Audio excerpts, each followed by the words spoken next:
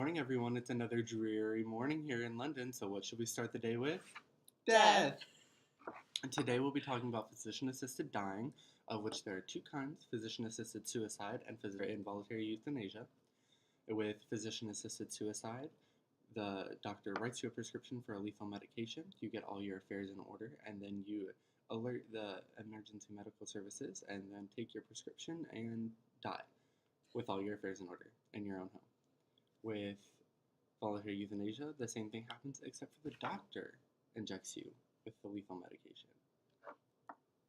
We got some issues here with ethics. A little bit. So today I have Rachel here from Rachelroams, and we're going to have a little interview about it. So Rachel, what is your position on physician-assisted suicide? What do you think? Do you think it should be more common, less common? Currently, it's only legal in Oregon. I mean, I would never support it, but that's just me for ethical reasons and stuff like that. But if someone wants it that bad and, if they're terminally ill, they don't have a good, part of life, they don't have really anything else, I think that's a really personal decision.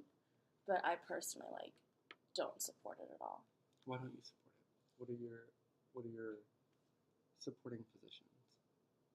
Do you think that it is damaging to the community and that it would take away people? Do you think that it encourages people to ignore mental health problems? I think that not only that, it's also a situation by situation thing. So if someone, is in their late years and they don't really have much left, or they're terminally ill and this is the last thing and they just want to die with dignity, I think that's a situation where, if they can get all their affairs in order and know what they want, then that's a personal decision for them. But if someone, if someone still has a chance at a better life, I don't think the physician would go through with it anyway. But I also think that it could be damaging not only to their family, no matter how prepared they are for it, but also to the physician. Currently, you need 3 doctor's notices in order to get your prescription. Do you think that's enough regulation, or do you think it's too much? Do you think we're just at the right level? I think that, I think the 3 is the minimum. I feel like it should maybe be a little bit more. Alrighty, how do you feel about Dignitas, the company in Switzerland that allowed a twin brother so there were 2 twins, one was blind, well, they were both blind, and they'd lived together all their lives. But then, unfortunately, at about 30 years of age, one of the twins died.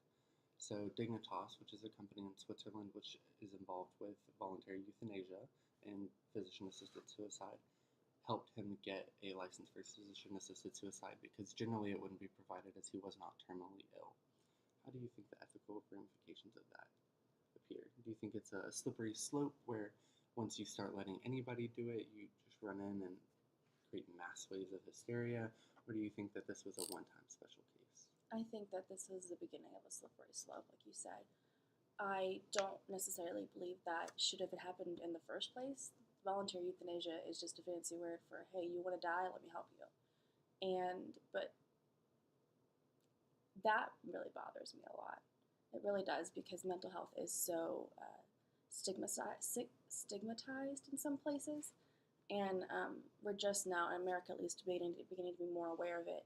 And I don't know how the conditions are in Switzerland or anything like that, but I feel like that could send a really, really bad message, not only to people around the world, but young people around the world who do have a lot of issues with mental health, mental illness, or suicidal thoughts. Alrighty. Well, thank you guys for joining us here today. This is Rachel from Rachelroams.